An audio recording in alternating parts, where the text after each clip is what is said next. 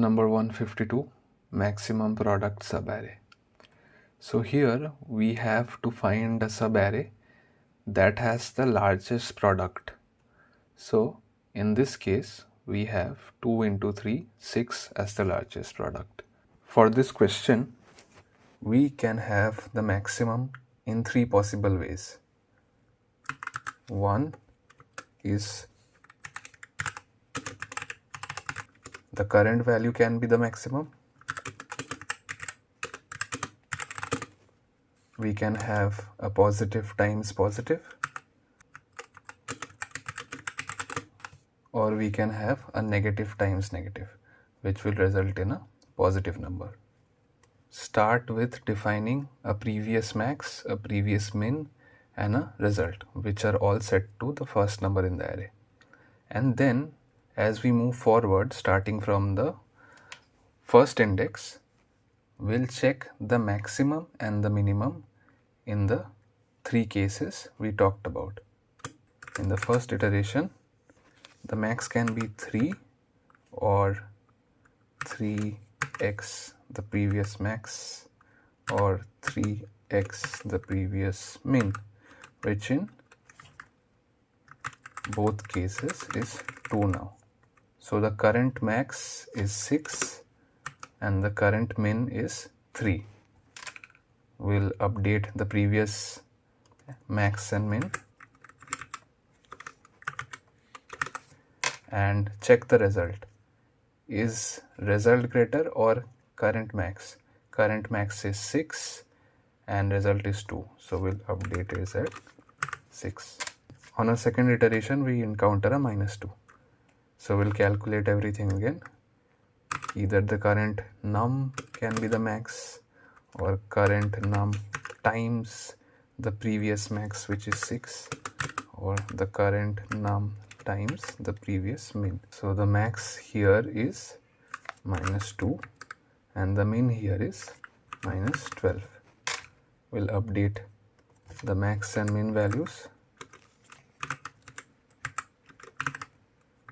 and the result is 6 because result is greater than current max, which is -2. In the next iteration we encounter a 4. So the max will be calculated between 4 and 4 into the 4 into previous max, which is -2, or 4 into the previous min, which is -12. Same goes for the current min. So the current max will be 4 and the current min will be -48. So we'll update the previous min and max. Previous max will be updated to 4 and previous min will be updated to -48, and the result is 4 because result is greater than current max. So the result is 6 at the end of the traversal, which is also the answer we are looking for. So before writing the code, I'll quickly show you why we are keeping the max and min both.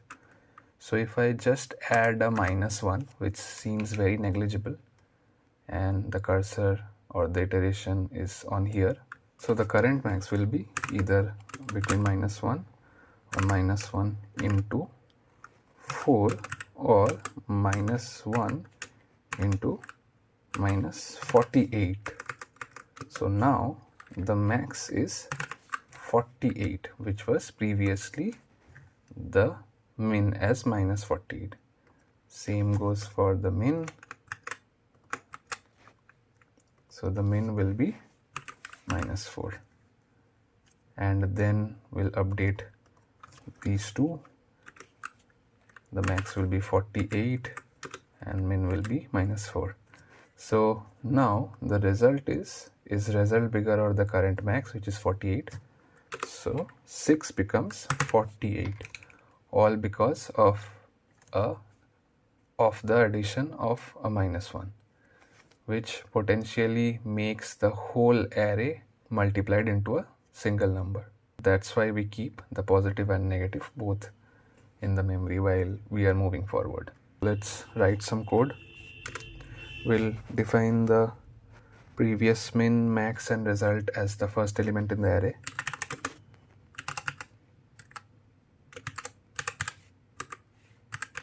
Then we'll start the traversal from the first index. Then we'll update the current max and the current min.